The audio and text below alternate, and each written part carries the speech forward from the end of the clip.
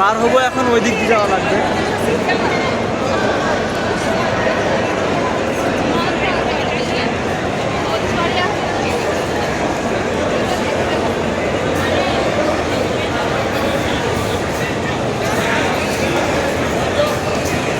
ওই দিক দিয়ে আসতেছে আর এই দিক দিয়ে যাইতেছে।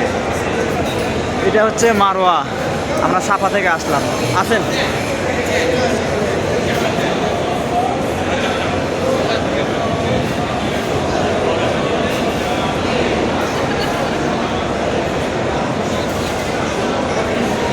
দিন না রাত বোঝা খুব কঠিন। আমার মোস্তফা ভাই বলতেছে এখন ফজর আজান দিল, উনি বলতেছে জোহর আজান দিল।